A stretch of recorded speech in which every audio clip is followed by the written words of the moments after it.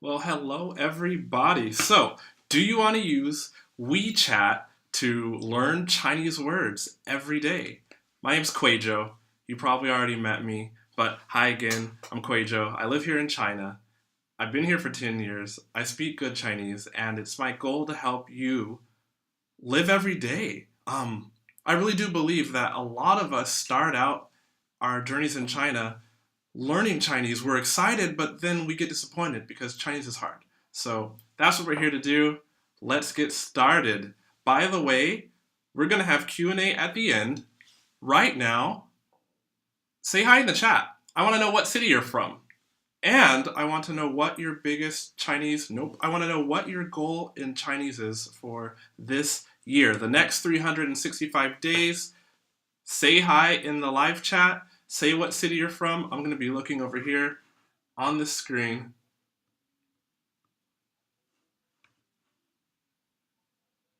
And I will talk to you guys soon. If it's still buffering, that's okay. We're having VPN troubles. We're going to get started. Just let me look over here and configure this.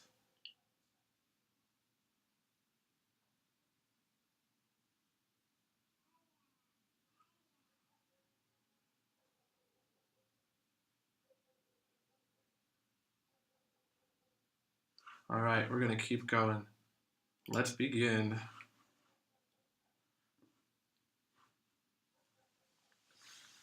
Uh-oh. Well, let's see what happens. Can you guys hear me still? It's telling me that the stream is being interrupted. I really hope it's not being interrupted. Hey, well, I guess you guys can hear me. So let's get started. What this is if you could see it.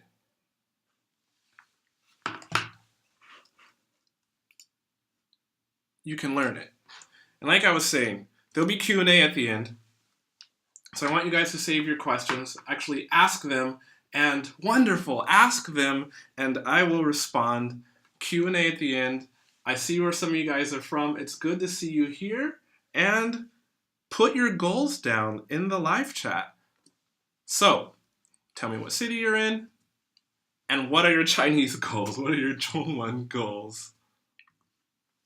The reason I ask for goals and the reason it's important for you guys to write down your goals and to commit to something is because if we don't aim for a target, we're not going to hit anything.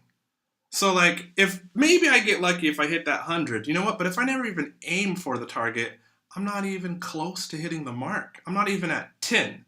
And that's part of what happens. Like the biggest theme tonight that you'll hear is motivation, keeping motivation up. Noah says he can't hear.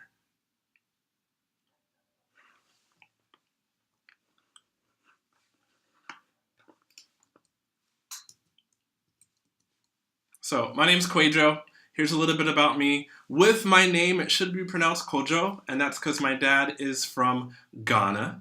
But I was born in the US, and I have never, ever been to Ghana. The screen's purple because I graduated from the University of Washington in Seattle, Northwest US. That's about where I was born, near there in Tacoma, Washington. And China. So on my YouTube videos, I'm sure you guys have seen my channel. I say I've been in China for 10 years, and I speak good Chinese. I was first in China from 2002 to 2004, studying abroad, full-time student in Beijing at the Central University for Nationalities, 中央民族大学 in Haidian. Maybe some of you guys over there. In fact, leave a comment if you guys are over there in Beijing studying. I want to know who was there. And then I left China, and I went back to my university, and I still was involved in Chinese. I was leading a Chinese language Bible study on campus with college-age guys. Did that for many years up until 2009 when I got married to my wife, and we both moved to Xiamen, which is a little island kind of down over there in Fujian province. And we were in Xiamen from 2009 up until 2014 when we moved to the north in Tianjin, and we started living just like you guys all in Beijing. It's kind of like breathing the air inside a vacuum cleaner, but that's okay because we have a million air filters in our house. Moving right along. This is why I'm here. My wife, you guys wonder, why is this guy teaching Chinese online? Well, you know, by day, I work at international school, and by evening, I edit videos. I wouldn't have this channel. I wouldn't have the time to help you guys out unless my wife didn't put up with me teaching Mandarin and editing countless hours. So thank you, Jamie. This is our daughter, Elena Faith. She's also super cute, super fun. So that's why I'm teaching. And you guys should know I'm a family man. I love what I do. I love my family. So what's the biggest barrier to you learning Chinese? Why haven't you been able to do it so far? What's the challenge? I see that you guys are saying my Chinese level's pretty low, so my goals is to be able to speak with people. That's a good goal, Oni Crevette. And Munga Musale, you're watching from Zhenjiang. I see you to be fluent Chinese speaker. That's your goal. All right. And good. Yeah. Write down your goals. So what's your biggest barrier to learning Chinese, though? What is it? Why haven't you been able to do that? And how's your Chinese coming along? The reason I ask those questions is you got to know what's been stopping you, and you need to know where you're at. So do you identify with this lady? Chinese is terrible, almost embarrassing, sorry that's cut off. Or what about this one? I found you through a teacher, my Chinese is okay, maybe it's at survival level, but I'd like to improve it. Or my Chinese is non-existent. We gotta fix that. Hello again. Or my Chinese is non-existent. Let's see if we can fix this really quick. Nope, we can't. Sorry, guys. All right, but you definitely want to learn. So how is your Chinese coming along? What was your goal? And then why isn't your Chinese as good as you want it to be? Let's go ahead and do full screen like this. I'll just slide that over there. Make that window a little smaller.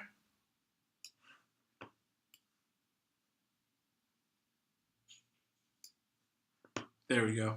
As long as you guys can see, I'm happy. So, why isn't your Chinese as good as you want it to be? What's keeping you from studying? I talk to a lot of people and they say it's not as good as they want it to be. And I think that really what happens is we get disconnected from our goals, you know? Nobody comes to China not wanting to learn Chinese, but then, well, you got a day job and, well, you got to commute to work, so that takes up more hours, right? And then but it's the weekend. And you feel like, okay, I can study on the weekend. I finally got the time. Well, maybe not, because we're forgetting social life and more work if you're not lucky, because, you know, some of us work 50, 60 hours a week, even 6 days a week. And then there's family time, right? Family. I'm married. I gotta, you know, hang out with my wife and kids and relate. And so where's Chinese going to fit into this, huh? So what if you're a student? Is your degree, are you studying in Chinese or are you studying in English? Is English even your first language? For many, it's not, and that takes a lot more time. I got a lot of respect for you guys who are studying Chinese, and it's not even in your first language. So how many hours do you have to study a week to keep up your grades? Do you have a scholarship? And what are the minimum what are the minimum grades required to keep that scholarship? Because see, we want to learn Chinese, like I said, but then reality hits, and we don't necessarily have the time. On my YouTube channel, I interviewed a girl named Eunice and another girl named Maureen. And after the interview was over, they were talking to me about how actually, even though they're doing their degrees in Chinese, they don't actually have time really to study the kind of everyday Chinese off campus. So even though they go to class and they're studying in Chinese, it's actually kind of hard for them to understand and communicate the day-to-day. They still struggled a bit, you know, getting food, getting taxis. And I'm like, you girls understand Chinese lectures? How is this a thing? And they're like, it comes down to time to practice. They spend their time in the books, reviewing, writing papers, and some of the other aspects of the language had to fall by the wayside. So if you're a student, the struggle also is real. So why is Chinese so hard? I'm sure many of you know why Chinese is so hard. But the problem in the beginning is we can understand a lot less than we can say. So you've been there. You can say ni hao. And then a Chinese person says, why? Your Chinese is so good. And they just start talking to you so fast and you don't know what they're saying. So that's a problem.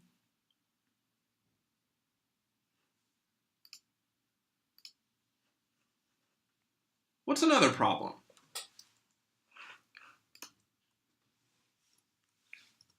Oh, let's go back to this screen. Hold on. If you happen to be a native Japanese speaker, if you happen to be a native Korean speaker, you're in luck, right? Because, Korea up until the mid-1900s, there were Chinese characters there. Japanese kanjis are similar to traditional characters, which can be found in Taiwan and Hong Kong. So Japanese can read some Chinese characters and get around, but the speaking is different. But if your native language is, I don't know, Arabic, Russian, if you're from Pakistan, if your native language happens to be French or Spanish or English, then it is so hard for us. Yeah, you're right. That's the big problem. And also, tones is a big problem, Simone. I see that. And grammar, Chinese grammar is a big problem. So for us, if we don't have any experience with Chinese characters, we can't get around. There's nothing familiar when you look at Chinese signs. Nothing. What's up from down is, I don't know in the beginning. Otherwise, Chinese as a language, the culture is also very different from Western culture. So all those are issues when learning the language, and all those are issues that we have to overcome. Okay, the Foreign Institute of the U.S. Department of State compiles a 4-category list of the hardest languages for native English speakers to learn. And you guys might be like, okay, when are we going to learn how to use WeChat to get everyday words? Guess what? I'm getting there. Bear with me. At the end, before Q&A, I will show you how to use WeChat to get everyday words. So, 4 categories of the hardest languages to learn, and Mandarin is in the 4th category. Wonderful. Requires 88 weeks, 2,200 hours of study to achieve general speaking and reading proficiency. Well, that's good.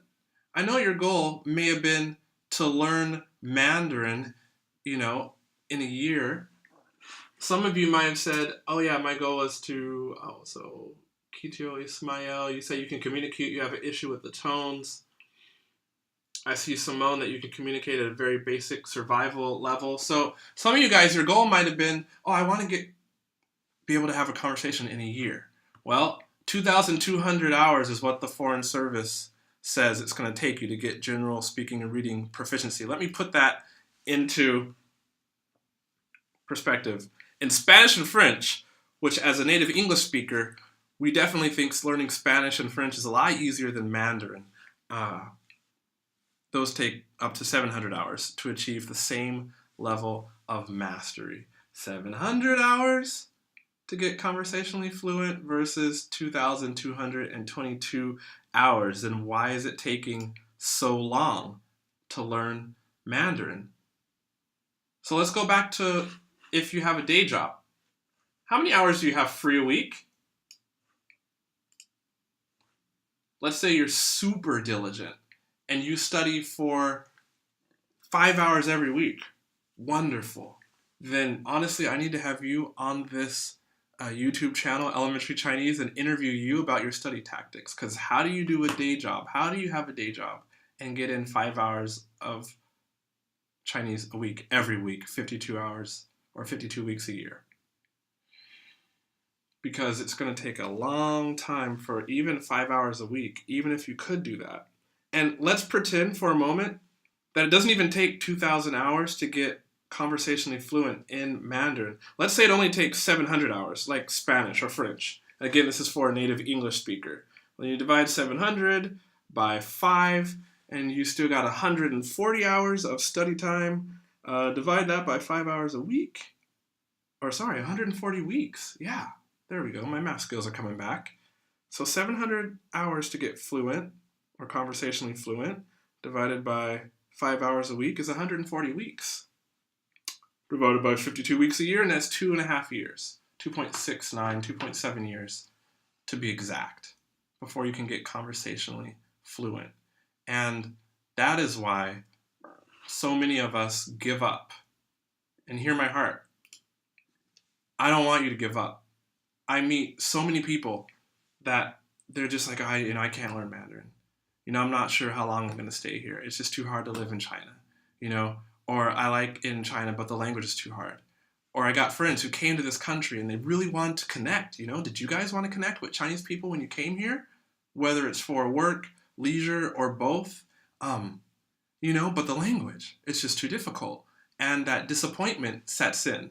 And that's why on my channel, and when I've talked to some of you I've had the pleasure of talking to in one of my paid WeChat groups, or just in chat on WeChat or on Instagram, and that's why I tend to only talk about the beginning Chinese, the survival Chinese, learning the easy things. That's why this whole presentation is learning everyday words, because really for the long term, we got to focus on the here and now. And the here and now, we got to keep our motivation up.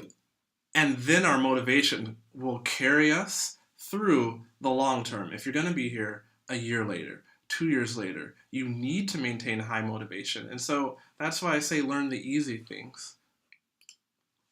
So disappointment. Really, it's kind of, it's expectation versus reality. And the bigger our expectations are, man, the harder reality is and the bigger our disappointment is. So we got to lower our expectations. So how do other people learn Chinese? I see you there. Alawana, you said your Chinese friends don't want to practice with me. Sometimes, and Anita, you're right.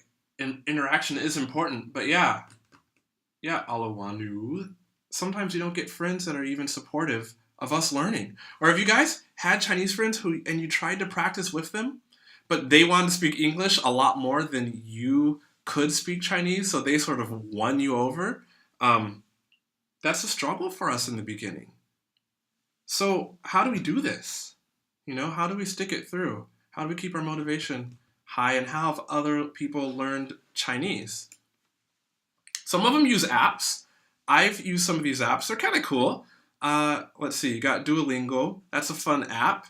Memrise. You guys can come back to this. I'm going to keep this up on YouTube, even though it was horrible in the beginning. I'm keeping it up here because you know what? I'm learning too. As long as it's beneficial to you, I'm happy. So we got Duolingo, got Memrise. That's a good app. Rosetta Stone. Expensive, but they do a decent job. What are some other ways? School, teachers, language exchange, books, online, like if you learn Chinese with me online. And you guys can definitely answer each other. Thank you, Edwin, for saying yes and answering no. A Duolingo is paid. There is a free version. But yeah, these are all ways to learn Chinese. Whatever you do, make sure you're interested in it. Like frequently, some of the people I coach in Chinese, I'll tell them, choose a book, find a teacher or a tutor. I really don't like language exchange because what happens is you kind of get off topic and you have to, in 1 hour, you give half an hour for your native language and half an hour to speak English. Or so you're learning Chinese for half an hour and then you're learning, or your partner, your language exchange partner, is learning English or whatever your native language is for the other half an hour. And if your time is valuable and you're a busy student, or you have a busy day job and can't afford to spend all that time on language exchange, pay a tutor if you can. Pay a tutor if you can. So make sure you're interested in what you're doing. Take an online resource. I use Chinese Pod a lot. My wife loves Chinese Pod. I think really they're the best. I don't even get a commission for saying that. I just like Chinese Pod. And I'm interested in it. So find a teacher or a tutor or a language exchange partner if you must. Do a method online. And then you got to have a lot of practice and interaction. That's kind of the key. I stick with my interests. So at this point I read books. And I even got a few to show you guys, because that's what interests me. It's really hard to keep learning Mandarin if you're not interested. So still, because I like this sort of thing, this one's if you can't tell a story, well then you can't sell. I like business, so I read these kind of books. Here's a kind of a pop psychology book I picked up at the airport. It was fun. I like to read magazines. Kind of an easy magazine is Men's Health because it talks about the day-to-day stuff. I don't know if you women would want to read Men's Health. Maybe you do. But I'm sure there's plenty of magazines in Chinese that girls read. I don't know any. italki is a great way. I've heard a lot of good things. I have not used this myself, but you can go on. It's an online marketplace, and you can study Mandarin with a person online. I wish I could read your name, but it's in Cyrillic. Chinese books with a heart. Chinese books are a good way to go. If you need to go online, italki is a good way. Also, Hello Talk. Wodamaya, if you guys have seen his channel, go over there. It's on YouTube. Wodamaya, he uses Hello Talk, except for now he's so famous that as soon as he gets on there, people know who he is, and they don't want to practice Chinese with him either. So we all got problems. I interviewed him earlier on my channel, and that's the first time I heard about Hello Talk. You can try those on your phone wherever you're at, but what's the best way to practice, and where's the best place to practice? It's right outside your door.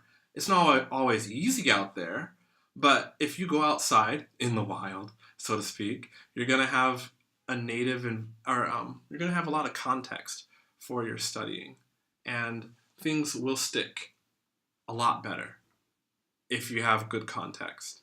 So start exactly where you live. You got to eat. You have to take the transportation, whether that's on a bus or in the subway or in a taxi. That's the best place to practice. And now, WeChat. I know you've been waiting. So how can we use WeChat to help you learn Chinese? Well, let's see if I can show you. Start with food. Okay. Why would you start with food? It's kind of simple. Food is like low-hanging fruit. In English, that means it's the easiest thing to understand, right? The fruit that's the closest to the ground is the easiest for you to grab. And so start with food because you're using food every day. We're eating food every day. So what you do is you start by learning all the words of the food that you like. I mean, we're creatures of habit. So how many different kind of things do you eat a week? Write it down. Figure it out and start learning those words. And then from the words, you expand to phrases, right? So how many of this are there? Do you have this? Where can I find this pineapple? For example, if pineapple's out of season, you might ask, when will you have pineapple again? If your favorite crackers aren't there anymore, you might want to ask, when are they thinking about getting more crackers, Maybe how many pouches are in a box of crackers? There's so many things you could ask about fruit. You guys have been to the market. How many gin is this? How heavy, or how many bananas? I can't even talk. Blah, blah. How many bananas are in one gin? Can you show me? Can I get a discount? There's so many things that you can say once you know at least the food that you eat every day. Once you know how to say those words in Chinese, there's a lot of phrases you can learn from that. Of course, learning phrases is harder than learning words. But if you can see it, you can learn it. Let's do an experiment, shall we? Here's how you can use WeChat to learn Chinese. And of course, I left my phone next to the computer. So let's do that one more time.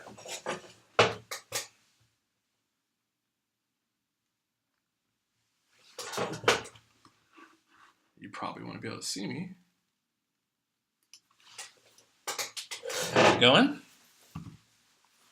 Okay, so you're in the store.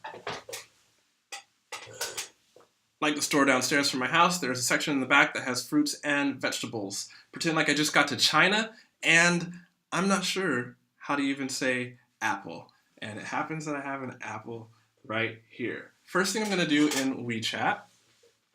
Oh, this is so confusing. Is those 10-second videos that you can send? Well, and forgive me if you can't see this, but at the bottom, hit that plus sign and hit the camera button and take one of those 10-second videos. So you would go to a Chinese person next to you, they're everywhere, and you know how lots of Chinese people are staring at you? Well, smile, and I found that lots of stares aren't malicious. Chinese people are really, really, really willing to help, at least me out when I'm outside, and I bet they're willing to help you out. So you take a picture of whatever you want. Here is the apple. Maybe I just gotta turn around. Can you guys see that all right? There we go. Boom. Take a video of it. I could ask them, what is this? And then they'll respond and tell me what it is. Let go. I could ask them, what is this? And then they'll respond and you got your video, right? And hopefully you recorded exactly what the Chinese person said, because it always goes really smoothly. I'll give you some phrases to fix any mistakes in a moment. I could ask them, what is this? And then they'll respond.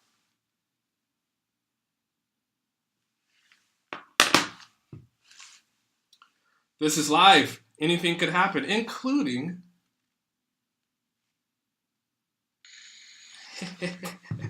That's a wonderful example of what happens when you don't update your WeChat on both of your phones. So right in the middle, you can use the markup. Okay, tap that middle button, and then what happens is you can write on the video or on the picture that you take.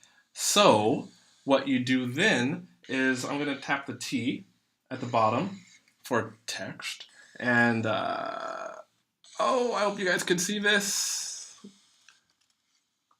Make sure that you got your Chinese keyboard there, Chinese keyboard. And then you just ask the Chinese person to help you write it down. And when they do write it, and then you hand them your phone, okay? Now, they're probably gonna be like, what is this foreigner doing? But just hand them your phone. It works. And then they can take the keyboard and they can type in PINYIN. Then I hit finish. You can grab the phone back and make it as big or as small as you want. You could even go back in on the keyboard and type in your native language exactly what PINYIN is. And then you save it and you're done. There it is. So, okay, I know you can't send a WeChat message to yourself.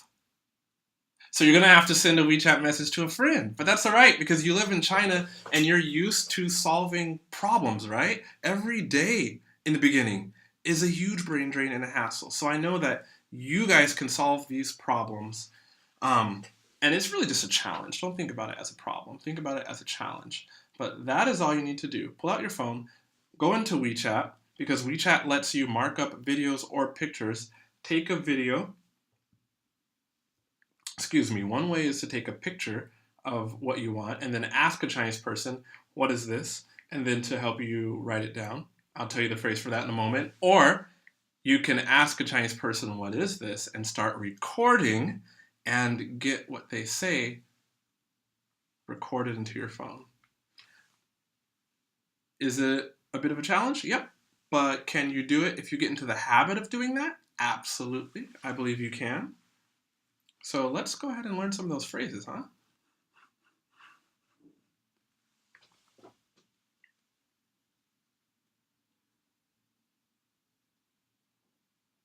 I do see a question. Yeah. You can send, Amy Lee, you can send a message to yourself on WeChat? Wonderful. Well, that's cool. I have never sent one to myself. Okay, as I show you these Chinese phrases, take a screenshot. Add yourself. Oh, okay. Amy Lee, you got blocked. Boom. So take a screenshot. Take screenshots. Take all this, all right? Study. Go back to your tutor if you have one, your language exchange partner, or if you're in class, ask your teacher. Take screenshots. Screenshots are good. Okay, so here's the first phrase that I'm not even on my own friend list, that you can say, all right? To get somebody's attention, you're in the store, you're looking at fruit, you're looking at a box of crackers. I like those yellow crackers. Their crackers are in a yellow package. They're kind of like saltines. They're so good to me. But okay, you're in a store, you're at a market. I know in the Chinese books they teach you 请问, you know, which is like, please, excuse me, but I feel like nobody says that outside, so don't use that. Just go 这个 and trail off, okay? That's when you say 这个 or well, not 那个, 这个 is this technically, but it also is like going in English. So if you go up to a Chinese person and you say 这个, that's just like you're saying, and to a Chinese person, that's a very natural way to get someone's attention. It comes right before you're asking a question. So use that, okay? Hopefully you guys got a screenshot. Next screen. Instead of saying 这个, if you want to say a sentence, you can walk up to a Chinese person and say 帮我看一下. 帮我看一下. One more time. 帮我看一下. I'm not going to take this down. It'll go up, it'll stay on YouTube, so you can watch the replay. But 帮我看一下 is like, could you help me a moment? Could you take a look at this? It's the same thing like 这个. So lead with those two phrases to get somebody's attention. Not like you didn't have their attention already because, well, we're in China and you got everybody's attention. Especially if you're of a darker complexion like myself. I'm having too much fun here. Are you guys having fun? I hope you are. So the next thing you ask once you have their attention is 这是什么? 这是什么? Which is what's this? If you can't touch what you're asking about, then point. And in that case, you wouldn't say 这, you would say 那是什么? And did I write that down for you? I didn't this time. But after I finish this live broadcast, I'll put it in the descriptions. All the phrases will be down there. You could say 这是什么? What is this? Because hopefully you're holding it right in your hand. You can say 帮我看一下 again if you want. Hey, is this also correct? You added a 个. 这个是什么? Noah, 这个是什么 is also correct. I tend to go for the easiest thing to say. And haven't you noticed, for those of you that are watching that are a little better at Chinese, we learn all these complicated ways to speak Mandarin, and then we go outside and nobody's talking like that. I'm just giving you what works. Does it follow with the grammar in our books? Nope. But is it what Chinese people can understand more comfortably? Absolutely. So you've asked them 这是什么, right? 谢谢. I see you, wakar. You ask what it is. You pull out your phone. You're in WeChat messages. You've taken a picture, or you got the video. You're ready to hit record, and they start, but it doesn't go smoothly because nothing goes smoothly. First thing is you can ask them to repeat again. That's 请再说一遍. 请再说一遍. Sorry, I'm in Tianjin. Everywhere you're at, you have to deal with the 方言 or the 本地话, which is a local dialect. I'm in Tianjin, and even though 普通话 here is better than it is in the South, we still got a different tone. So 请再说一遍. 请再说一遍. There we go. Just ask that and have somebody say it again. Here's another way. So if I have the Apple, because I have the Apple on my phone, I say it, and then I'll record. just looking at the Chinese person that you've gotten their attention, right? And you say, okay, I'll say it and then I'll record. Or sorry, you say it, then I'll record. 你说, look at them. And then say 我录下来. That's it. Look at them, say 你说. And then say 我录下来. And then try it again. They're going to see, and remember, Chinese people, well, if they're young enough, they use WeChat better than we do. So they'll get what you're trying to do. 你说我录下来. Now, if they start talking, which happens, remember that Jackie Chan picture, and you don't know what's being said, and you're wondering, did I actually get the recording or get the right word in the recording? Well, have them say it again, but ask them to say it more simply. And honestly, we cannot get this right the first or third, fourth time. You know what? It just takes a lot of practice. And even, God forbid, if you learn the wrong word, that's okay, because if you're using other methods of studying in addition to practicing outside, then at least you're learning how to talk. And eventually, if you're studying online, or if you're studying with a friend, or if you're just practicing over and over again, you will figure out the right way to say something, and you can record it again. So say it more simply is 说简单一些，好吧? There could be an E, 简单一些. I don't like to say the E. 说简单一些，好吧? 说简单一些，好吧? In regular speech, that E kind of gets glossed over. So again, is it the best, purest grammar that you're going to find in a book? No. But will it work? Absolutely. And my gauge is, I feel you. If you're in Guangzhou, they speak Guangdonghua, Cantonese. Many people do. And it's a lot different from Mandarin. Good luck with that. 说简单一些，好吧? Could you say it a little more simply? That's going to do well for you. Also, clarify, like they don't know, but clarify, 我在学习中文. Or just say 我在学习, I'm studying, I'm learning, and hopefully all that can go together to, or work together to have them speak more slowly for you. Shall we go back really quickly? So, you find what you need. You ask, 这是什么? Sorry, all the way back to the beginning.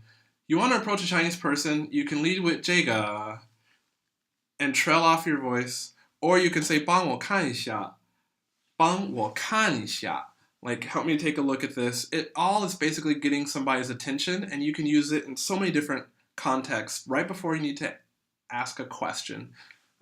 这个, always use that before you need to ask a question. Next is 这是什么? What is this? 这是什么? At that point, you have your phone out. They can see the picture, or if you're going to take a video, you have the apple in your hand, and you're going to ask, what is it? And then you'll press record. Next thing to say is 请再说一遍, because maybe they didn't understand you. Maybe they started talking after you were recording or after the 10-second video was up. Either way, delete that video and ask them to say it again. Maybe you need to say, look, you say it and I'll record, just to prompt the person who was kind enough to take a moment to help you, just to prompt them along. 你说我录下来. 你说我录下来. Next thing, say it more simply. 说简单一些，好吧? And did I even get to? I did. 我在学习中文. It's a bit out of order. Forgive me. Help me write it down. So you took a picture. Okay. Let me switch back so you can see me. Hi again, guys. So I got my phone out. There we go. Got the apple here. I just took a picture, right? Now I'm going to ask, 帮我写下来. Hit that T. Make sure the keyboard is in Chinese, which mine is in Chinese now. And then all I have to do is ask that phrase, 帮我写下来好吗? And then you just give them the phone and smile. Smile. Could you say 请帮我写下来? You could say 请帮我写下来. But if you just say 帮我写下来好吗 and you smile, that's also polite. Please be polite.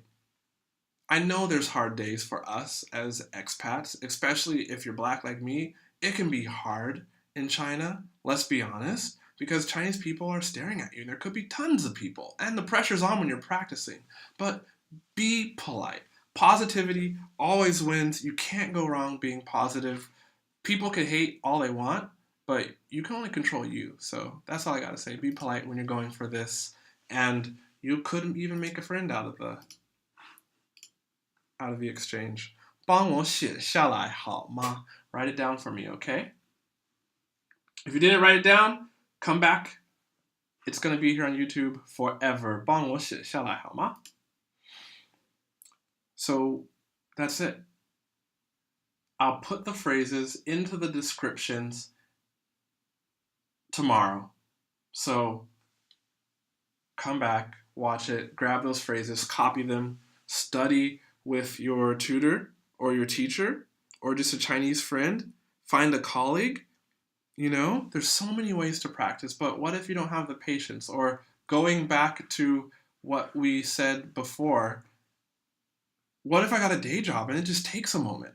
Or, you know, you get off work and you're tired because, let's be honest, it's hard after 8, 9, 10 hours at work to muster up the energy to do this. And if you're not in the habit of practicing Chinese, it's just really difficult. So first of all, just get into the habit, little by little. You know, that's why I said start by writing the words down. Are you going to be fluent if you just write down all the words that you know, or all the words for the food that you eat on a regular basis? No, you're not going to be fluent.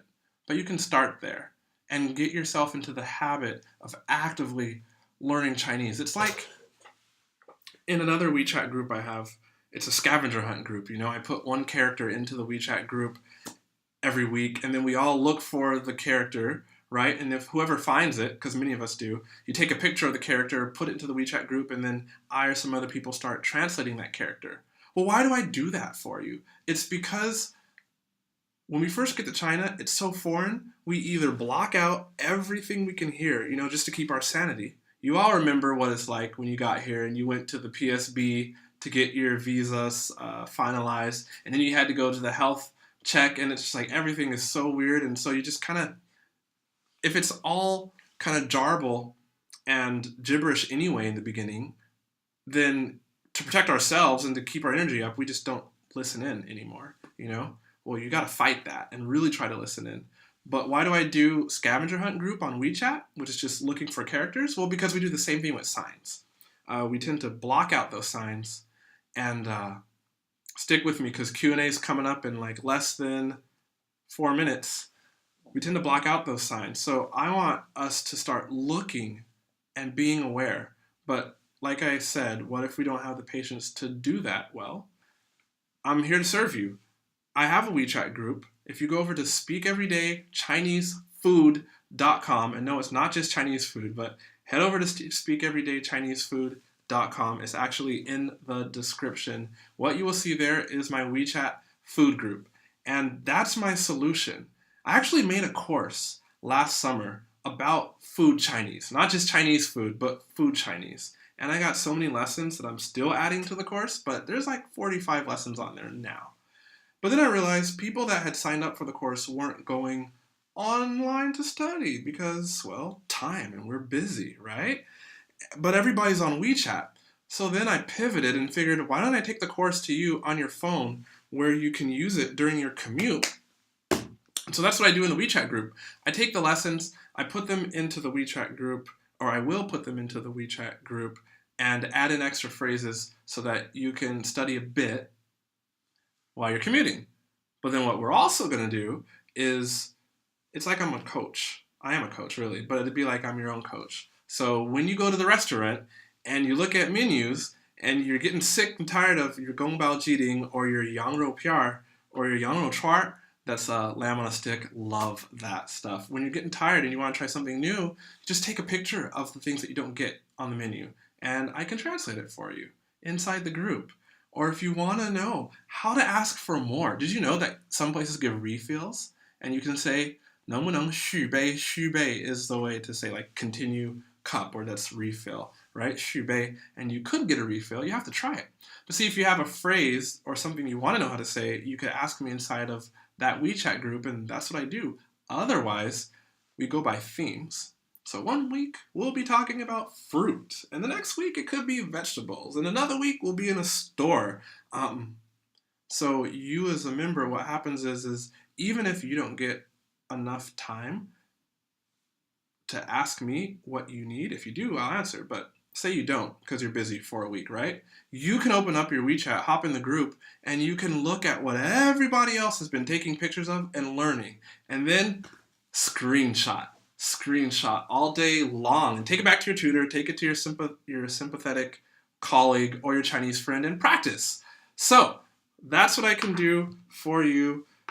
If you don't have the time to do it by yourself, hop in the WeChat group. It is paid. Happy New Year. I'm running a huge discount, like $100 off, like access for the rest of your life. As of Thursday, you can't get that deal anymore, and I'm taking the group to a month-by-month subscription. So if you want access forever, then do it now. Merry Christmas. Also, for you guys that actually took the time to hang out with me, I wanted to give you something. So I'm going to let you into a Facebook group. And in that Facebook group, I will go live and talk about whatever questions you have for Mandarin. That one doesn't have to be food specific, but I'm only going to let anyone in there who is watching this right now and decides to sign up for the course before the end of Wednesday. So there, I've said it. Before Wednesday, if you go ahead and decide to study with me in the WeChat group, I will throw in the Facebook group for free, and I'll go live in there every Tuesday and we'll talk. That's how I can help you out. Let's go to Q&A. You guys have been waiting patiently. It's honestly an honor to be here. And yeah, I just want to say thanks for coming out and hearing what I have to say. Keep your motivation up, you know? Really. Keep your motivation up. If you can do that, then you can learn. I really have confidence that you'll be able to learn Chinese in the long run. So I'm going to look over here at the screen and see what kind of questions you guys had. Leave questions now. Bear with me as I scroll back up through your comments. If you didn't sign in, you couldn't leave a comment. I'm so sorry. Okay, wow, a lot of you have been commenting. Now would be a good time to ask your questions about learning Chinese. So, as I'm looking, let me just talk a bit more about who I am. Am I super fluent in Chinese? Absolutely not. I speak really good Chinese. Chinese people keep telling me that I speak good Chinese, and that if they weren't looking at me, I sound like a Chinese person. Okay? But when I'm in the north, people can tell that I spent 5 years in Xiamen because I have a bit of a southern twang. When I'm in Xiamen, people think I sound like I'm from the north because I did learn in Beijing for 2 years. When I was in Xiamen, I worked as a project manager at a factory, a Chinese factory, TPK. They're the ones that make touchscreens, or at least they did, for your iPhone. So I was a project manager. That meant I had to haggle in Chinese with a bunch of engineers that were smarter than I was, trying to get everyone to agree to specifications to produce touchscreens according to how many or whatever the sales department agreed. So that's sort of where I really learned how to speak Chinese and some of the communication strategies. Because it's not just about knowing the language, it's also about communicating. I'm just talking until you ask a question or until I can find it. I'm still looking. But it's more than learning words. It's about communicating. And if we get a chance to hang out and talk inside of the paid WeChat group, I will share more than just language. I'll share how to communicate, how to relate to people, how to reach people. I can't find your questions. Let's see. Surround yourself with a language. Noah. That is a good recommendation. Change your phones language to Chinese. Noah, thank you for saying that. If you look at my cell phone, it is indeed, I put WeChat in Chinese. I recommend that you guys try it. Hey, do you order food in, because it's cold out right now, with Meituan? Meituan's only in Chinese. And I know a lot of you are new. Check out my YouTube channel. Subscribe, thank you. But look for the Meituan series. I basically broke down the app with on-screen tutorials so you could learn how to use it. From setting up your account to ordering food to like all the navigation in there. I made a PDF. You can download it from elementarychinese.com/Meituan. But I translated the app. Well, I took screenshots of the app, and next to the screenshots, I put English translation. So between the two videos, there's a third one coming up. You can actually use Meituan just fine. We're asking questions. Did I learn Chinese in college or university? Amy, I learned Chinese first at the University of Washington for 1 year. I learned traditional characters. I actually did really well, like 3 sevens, which was pretty good for me. Okay, but then what happened was I didn't know anything about China. So I studied abroad for 2 years in Beijing. And the first time I got to Beijing in 2002, yeah, I went to college a moment ago. In 2002, I didn't know that they used, I'm almost embarrassed to say it, but I didn't know that they used simplified characters in China. I didn't even know what the difference was between Taiwan and mainland China. I just wasn't educated. Funny, even though I went to upper education. So yeah, I studied Chinese in college for 1 year, and then I studied full-time. That means 20 hours a week in Beijing for 2 years. That's speaking, reading, listening, and writing. I started the program. There were 9 levels. I started off in level 2. Usually people advance 1 level a semester, and I finished in level 9. I kind of have a natural gift for languages, but if you ever get to meet my wife in person, you can ask her. I'm that guy, like, I'll be like, I'm coming home, or I get off work, and she calls, she's like, hey, can you get some fruit? And I'm like, sure, I'll get some fruit for you. And then, I'll say I'm 15 minutes away from home, and then it's an hour by the time I get home, because I'm talking to the fruit vendor, I'm striking up conversations with the people at the bubble tea joint. When we lived in Xiamen, there used to be a bubble tea joint, and I got fat because I had so much bubble tea. But that's how I really learn, is I learn through communicating and through talking. And really all I do is I'm really good at remembering what Chinese people say and then saying that same thing in the same or close to the same situation. And it's kind of like positive feedback. You get a good response, and then you just keep going for the same thing over and over again. And that's how I learn Chinese. But some of you guys might not be like that. Some of you might need to read more books. Some of you might learn better by listening to audio over and over again or writing sentences, and that's okay. You could be an auditory learner. You could be a kinesthetic learner. You got to know your learning style and work your learning style all day long in addition to your interest. Next question. Oh, thanks, Jamie. That's why it's good to have my wife in here. People want to know how to study for the HSK 5 or 6. Learn what the Koreans do. When I studied in Beijing, most of my classmates were Korean, and these guys and girls would come in with 0 Chinese, and back then there wasn't even an HSK 5 or 6. It was HSK 1 through, was it like 10? 9 or 10? Hey, if anybody's been in China for a long time, remind me how many levels of HSK there were. I think it went to 11. And so, but they would get to the level that they needed to pass in order to get into college in 1 year. And you know what they did? They bought those practice exams, those HSK study books that you can get at like the Xinhua Shudian, or Xinhua Shudian, the any Chinese bookstore really, on your college campus if you're here in China.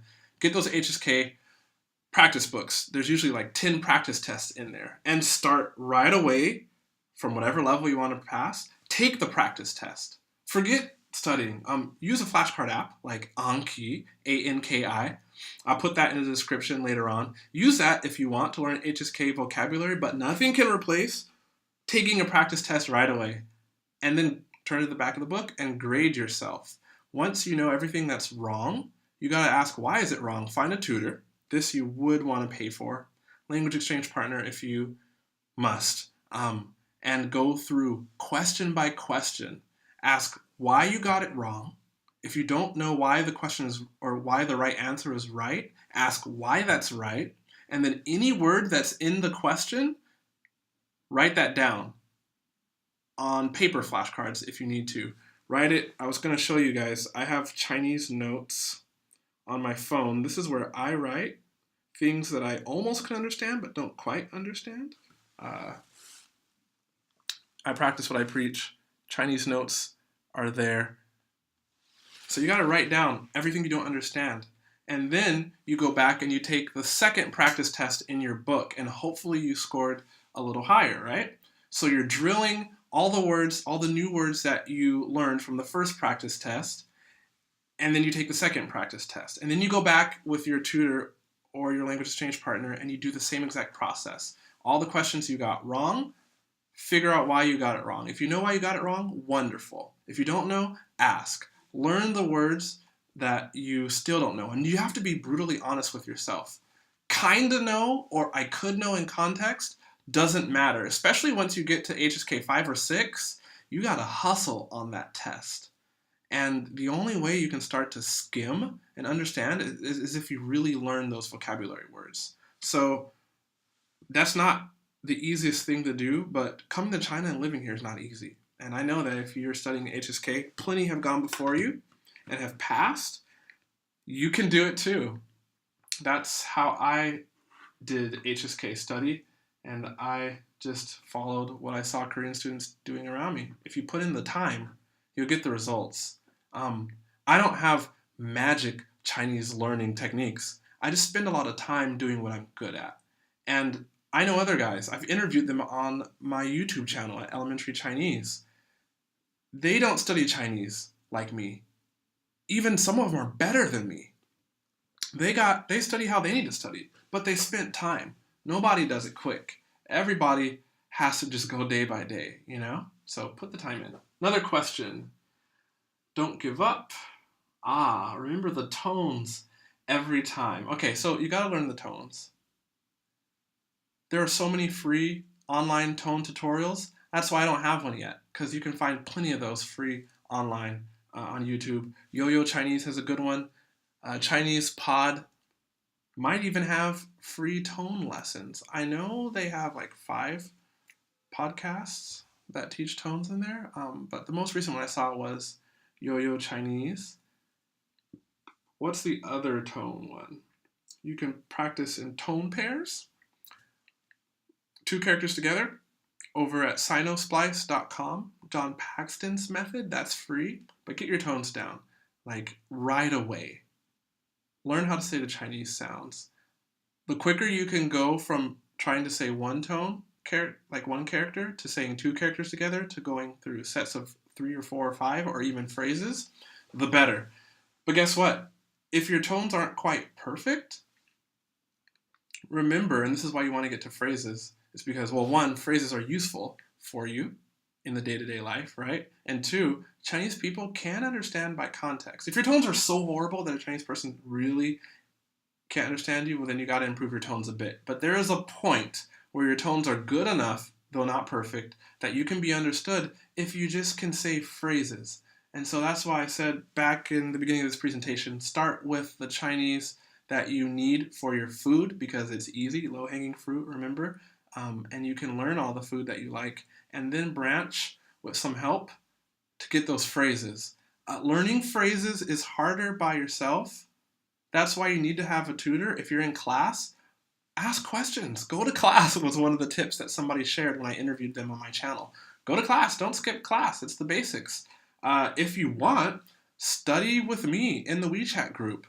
That then is my job, is to help you out and help you to learn phrases. And I'll do my best to get you the phrases that you need, because I want you staying here. Like, I love it. It kind of breaks my heart when I have friends that are just dismayed and they end up going home after a 2-year contract, because the culture, they just couldn't get into it. And language and culture, they're kind of intertwined like this. Gotta have that language. Second and third tone are so similar. Yes, they are. Here's a trick. Creaky voice for third tone, like a frog. My voice is so raspy. If you make that kind of frog voice, I call it creaky voice. That's third tone. So don't bob your head and go, none of that. Just kind of drop right away to where your voice breaks. And Chinese people, they hear that as the third tone.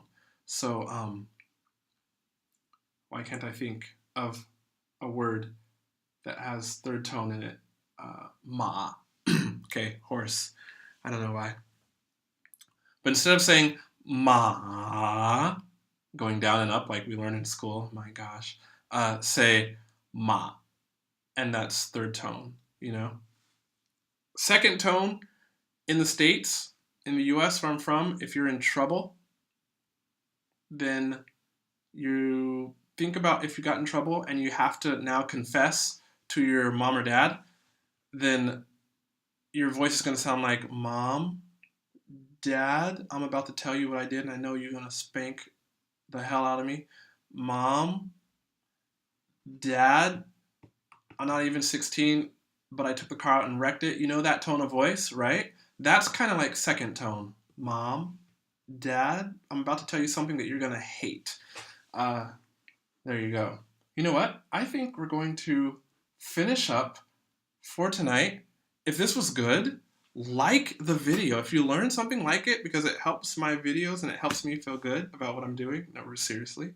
And take a moment, subscribe to the YouTube channel if you want to get more weekly tips from me. I got a lot of good content coming up. Interviews and more practical videos about how to get food, order food, modify food. I'm going to go out with some friends and film them trying to order food, and then we'll have commentary, like I'll coach them. It's like you're coming in on a coaching session. So subscribe to the YouTube channel. If I can help you on WeChat in the food group, get in touch with me. Go to the website, speakeverydaychinesefood.com. There you can see how much it is. The discount goes up till Thursday. After Thursday, you can't get one-time permanent access. Sorry, we're going to a monthly subscription thing, so you gotta do it every month. I say go for it, obviously, because it's my course, but it's actually pretty good. And I'm quite confident in the WeChat group. I can answer your questions. And think about it like this. For a lot of you, your life would change if you could just say all the food that you liked and had regularly. A lot of us, not a lot of us, a lot of expats. There's a good number of expats I've met.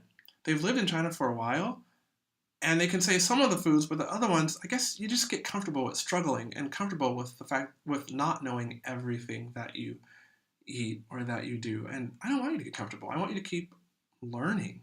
So that's what we'll do in the food group. If you sign up for the food group, I am hungry. If you sign up for that food group before the end of Wednesday, then I will add in or give you access to the WeChat, not the WeChat group, the Facebook group for free. And what I'll do in there is Tuesdays, I will go live. It'll be a Facebook Live with you all who are in there and me. And you can ask whatever questions you want. I'll hang out there, Facebook Live, for like 25, 45 minutes. That's a secret. I go long. Some of the people who are in my paid group already, they got coaching lessons and it's supposed to be 20 minutes, but it ended up being 45 minutes because they had questions and I got answers. So at any rate, thank you guys for watching. I hope that you can take some of the tips and learn so much Mandarin and start to feel better about your situation here in China, because this is a great country to be in, and it really can be good here. So you guys take care. This is Quajo. I always do it, but elementarychinese.com. Good study. Day up. That was backwards. Oh, geez. Bye.